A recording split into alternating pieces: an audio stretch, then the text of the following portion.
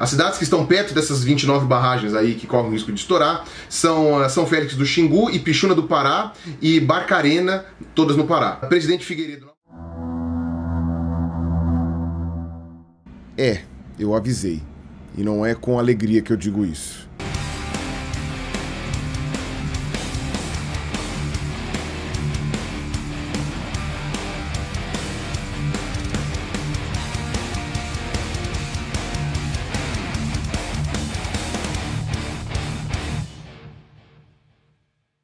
Olá pessoas, este é mais um vídeo meu aqui na internet. Antes de começar o assunto propriamente dito, como sempre, uma parceria da Doppel Store aqui no canal, camisetas de temáticas científicas e nerds. Tá? Se vocês estiverem interessados, aqui embaixo tem um link com desconto, usando a senha que eu deixo aqui embaixo para vocês. Além disso, tem apresentação minha em Brasília, dia 17 e 18 de março, com a minha apresentação A Ciência Só Está Certa Quando Concorda Comigo. Vai ser muito legal, vai ser a primeira vez que eu vou fazer essa apresentação em Brasília, e os ingressos estão acabando bem rápido, então se eu fosse vocês, eu comprava. E um terceiro e último recadinho, tá? Rapidinho, só para pedir para vocês verificarem se vocês ainda estão inscritos no canal, se o YouTube não desinscreveu vocês contra a vontade de vocês. Deem uma olhada no joinha para ver se ele foi, dá o F5, se ele não foi, tenta de novo. Dá uma olhada para ver se o YouTube não desinscreveu você do canal, porque isso faz uma tremenda diferença, tá? Pois bem, vamos falar sobre então a questão do vazamento dos resíduos de bauxita lá na cidade de Barcarena, no Pará. É óbvio que quando eu fiz essa minha introdução aí, dizendo que eu avisei, né, porque eu tinha feito naquele vídeo, quando teve o vazamento de Mariana,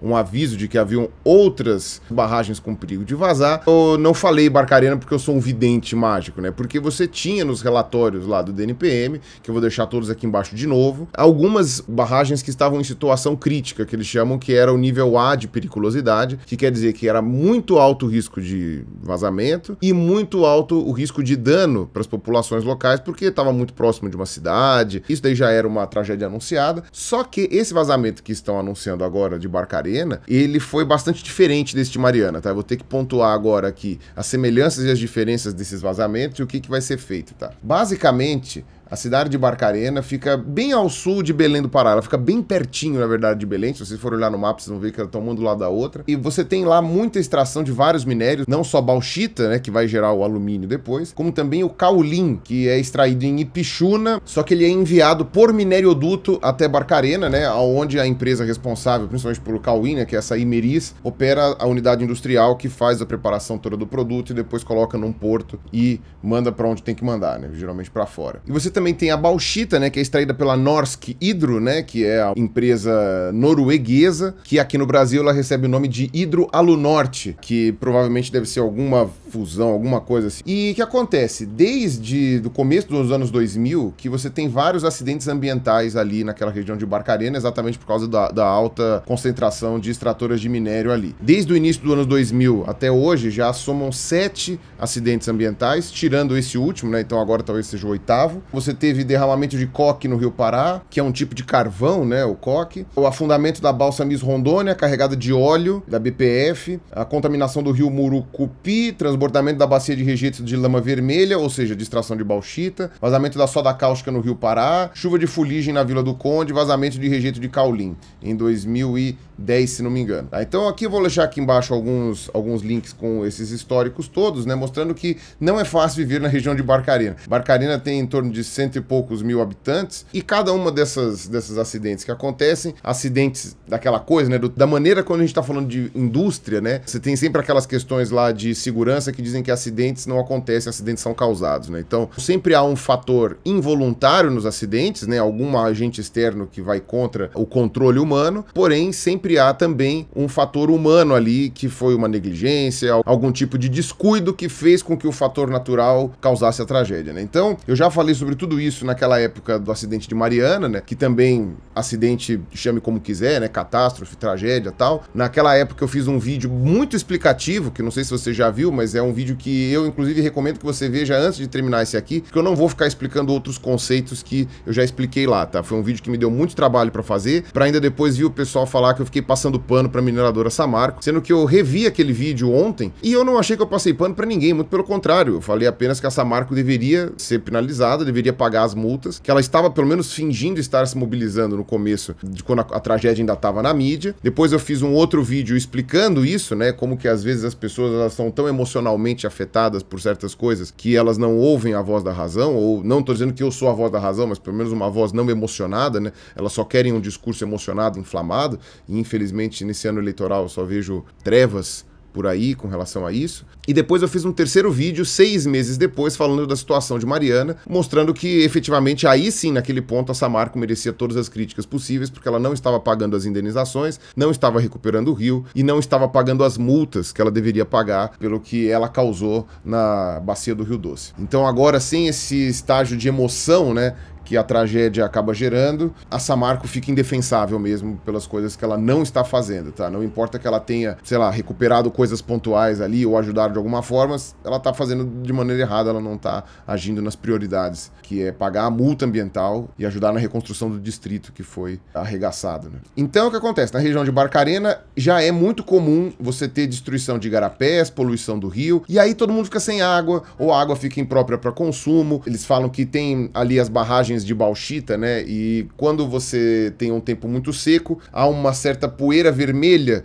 que levanta e que cobre a cidade. Essa poeira também é tóxica, também gera malefícios à saúde dos habitantes de lá. E nem vou entrar na questão ambiental, do ponto de vista de flora e fauna, porque seria chover no molhado. Você contaminando uma região aí de um rio mega diverso, né? Que são todos esses rios aqui ao redor, né? O rio Murucupi, o rio Pará, a Baía de Marajó e tal. Então, quer dizer, você tem todas essas áreas aí que tem uma diversidade incrível, que é importante não só como patrimônio brasileiro, né, e mundial, como também é importante para a subsistência daquelas pessoas ali que com certeza comem esses peixes, e aí é pior ainda, né, porque tem um acúmulo aí de toxinas nisso daí. Aquele relatório do DNPM que falava sobre os perigos de vazamento, estava falando principalmente sobre essas de caulinha aqui, como essas de Ipixuna, né, que poderiam estourar e, portanto, gerar a destruição de Barcarena. E não foram essas que geraram problema agora esse ano. Essas daqui são as mais conhecidas e já geraram problemas em outros anos, tá? Então é por isso que eles eram colocados lá na questão do DNPM. Só que, o que houve de diferente nesse vazamento agora dessa Hidro Alunorte aí? O que estava vazando não era uma barragem de extração do minério. O que aconteceu dessa vez foi um vazamento numa barragem da refinaria de alumina da Hidro Alunorte. Ou seja, você extrai a bauxita, que é o material bruto, né? É o minério, e aí você tem que refinar essa bauxita através de uma série de procedimentos que vão fazer com que você tenha o mineral alumina, e esse mineral alumina depois vai virar alumínio e tal. Então essa refinaria não extrai o minério, tá? Ela simplesmente faz esse processamento do minério, já manda para os navios e depois manda para fora. A Hidro Alunorte, segundo o site deles mesmos, é a maior refinaria de alumina do mundo. E tá dizendo aqui, ó, em média 14% da sua produção é destinado ao mercado interno e 86% a exportação, sendo esses 10 países como do Oriente Médio, América do Norte e Europa. Foi inaugurada em 1995 e passou por 3 expansões que possibilitaram o crescimento da sua capacidade produtiva. Isso no próprio site da Hidro Alunorte, tá? De acordo com a matéria que eu tô vendo aqui do G1, você vê que várias vistorias foram feitas depois de denúncias que a população fez. Por quê? Porque agora, no mês de janeiro, houve um período de chuvas muito intenso, muito acima do esperado por período, comparando com os outros anos. E esse excesso de chuvas gerou alagamentos, gerou enchentes. Esses alagamentos, então, que estão aparecendo em fotos nessas reportagens, por exemplo, não são alagamentos causados pelo rompimento da barragem, por exemplo. Não é a mesma coisa que Mariana. É um alagamento causado pela chuva, porque inclusive é uma região de igarapés, é uma região hiperúmida também, né? A gente tá falando do meio da Amazônia, tá? Ainda que ali já não tem mais quase floresta. Porém, o que estava incomodando os moradores da região não era só a quantidade de água que estava alagando tudo e só a enchente, que a gente poderia dizer que seriam causas naturais. O que estava deixando eles mais incomodados é que a lama que se formou e a água que veio, ela estava em tom avermelhado. E quando isso acontece nessa região, isso não é um bom sinal, porque significa que alguma coisa está vazando de alguma das barragens. E se vocês virem aquele meu vídeo sobre o desastre de Mariana, o primeiro que eu fiz, vocês vão ver que eu falo lá que para extração de bauxita você precisa de quantidades colossais de soda cáustica, tá? Eu não sei explicar aqui o mecanismo químico disso, mas a soda cáustica, ela alcaliniza absurdamente o pH de tudo que ela encosta, né? Ela é uma das coisas mais alcalinas que existem, e isso torna a água e qualquer outro tipo de líquido impróprio para consumo. E o que acontece? O IBAMA tem multado a Hidro desde 2009 pelos mesmos motivos, vazamento de rejeito. Então não é que é um rompimento de barragem nesse caso, e sim um vazamento de barragem, porque mesmo a refinaria precisa de uma barragem. Então quer dizer, você destrói todas as águas da região, deixa as pessoas sem água, mata toda a biodiversidade e, obviamente, você vai receber uma multa por isso. Isso é uma coisa que eu também tinha falado lá naquele meu vídeo de Mariana. Dos crimes mais impunes que existe no Brasil é o crime ambiental, porque é aquele crime que você pode cometer à vontade, você vai receber multas milionárias e se você não pagar, tudo bem, vida que segue, ninguém vai se importar, ninguém vai te cobrar e você vai continuar exercendo as suas atividades mesmo sem pagar essas multas. O governo cagou para isso e inclusive aí numa semana bastante emblemática, né, em que o STF aprovou a anistia aos desmatadores, ou seja, os criminosos que foram condenados por desmatar ilegalmente áreas silvestres. Essas pessoas agora não são mais criminosas, elas estão aí liberadas dos problemas, né, que a lei causa, né, essa maldita lei ambiental que faz com que você tenha que preservar coisas. Eu fico muito desanimado, cara, muito desanimado, muito triste com tudo isso. E no caso aqui, mais triste ainda pela população de Barcarena, que novamente vai ficar sem água e já está passando por vários problemas. Você está tendo aqui moradores relatando náuseas, vômitos, diarreias, uma série de problemas causados pela contaminação, porque essas pessoas precisam beber água. O laudo do Instituto Evandro Chagas constatou a presença de soda cáustica, bauxita e chumbo. E esse aqui é o interessante, tinha esse duto clandestino, ou seja, não dá nem pra chamar de vazamento essa história. A Hidroalunorte, ela tinha um ducto clandestino para escoamento de água, só que essa água não era adequadamente tratada, tinha rejeito misturado nessa água, corria direto para os igarapés da cidade. Primeiro negou a existência de qualquer clandestinidade ou qualquer vazamento, e depois desse laudo, ela finalmente admitiu a existência desse duto clandestino em Barcarena.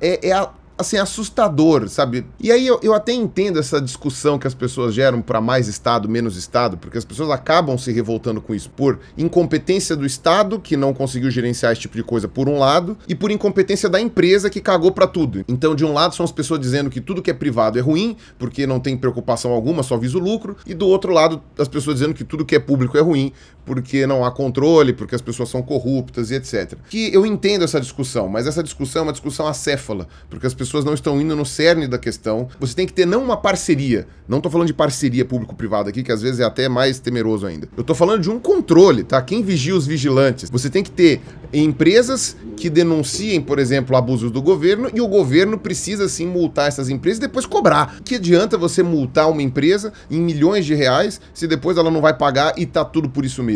Isso é um absurdo, é uma coisa assim que é extraordinária e é o que tá acontecendo até hoje em Mariana. Você vê aí 2 anos da tragédia, pagaram alguma coisa? Pagaram as multas? O que eu defendi naquele meu vídeo é que a Samarco não entrasse em concordata, não abrisse falência, porque ela não ia poder pagar as coisas, tá? Você ia poder jogar pra Vale, mas ainda assim era só um jogo de peteca que ninguém ia pagar. Agora mesmo a Samarco não tendo aberto falência, continua não pagando, então não adiantou nada, né? Então agora tem o embargo imediato que foi decretado pelo Ministério Público Federal e pelo Ministério Público do Estado do Pará, para que pelo menos uma das bacias de rejeito da Hidro não seja feita. Então eles acham que eles estão abaixando muito a produção, porque eles estão numa situação crítica ali, né? Não pode mais ficar explorando do jeito que a coisa tá. E a Hidro, cara de pau, né? Como falei, primeiro ela negou que tivesse vazamento, para depois ela ter que admitir vergonhosamente que não só um vazamento, como também um ducto clandestino tinha lá nos igarapés de Barcarena, contaminando não só o meio ambiente, como também a água que as pessoas bebem. E agora que teve essa enchente, né, e essas chuvas muito fortes,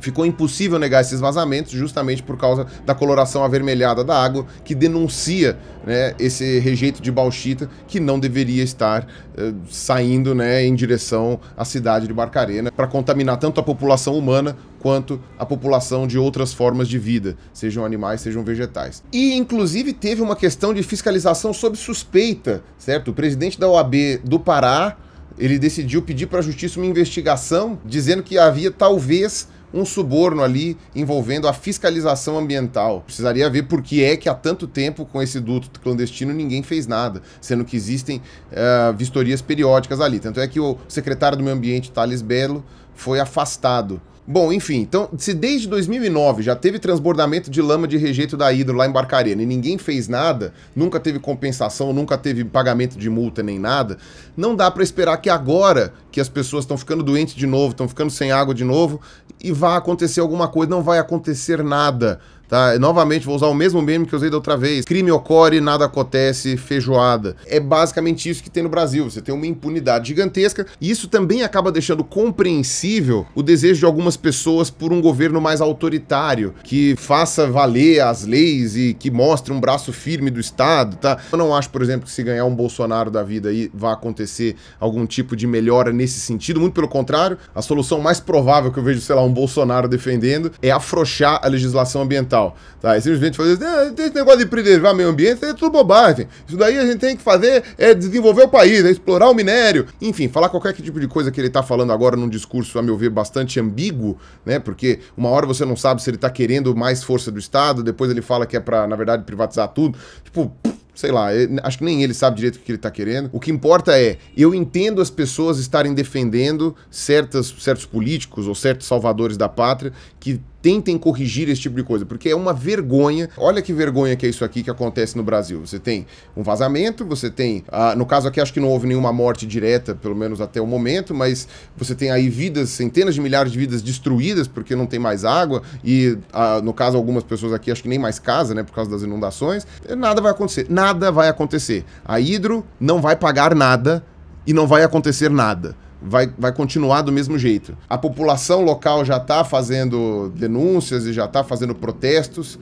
Tá todo mundo muito puto lá em Barcarena, e eu acredito que em Belém do Pará também, e cidades vizinhas, né? Mais uma vergonha que está acontecendo, tá? Só quis gravar esse vídeo para mostrar que havia certas diferenças de Mariana para esse caso. Não foi uma barragem que estourou. Você tem duas coisas envolvidas aqui, né? Uma que é o duto clandestino, que faz com que os rejeitos saiam para onde não deviam, e o transbordamento por causa do excesso de água, né? O excesso de chuvas. Então, a barragem não estourou, ela apenas transbordou. Isso desde 2009 que acontece, e ninguém faz nada. E também fazer essa distinção de que no primeiro caso era uma barragem de extração de minérios, então era da frente de mineração mesmo, né, da frente de lavra lá, era por lá mesmo que tinha a barragem, e nesse caso é de uma refinaria que faz o beneficiamento dessa bauxita, transformando ela em alumina, para exportar, segundo eles mesmos, 86% de tudo aquilo. Então essas são as diferenças, ainda que você não tenha tido a destruição permanente de nenhum distrito, como aconteceu em Bento Rodrigues lá em Mariana, a gente tem aí também a vida de milhares de pessoas destruídas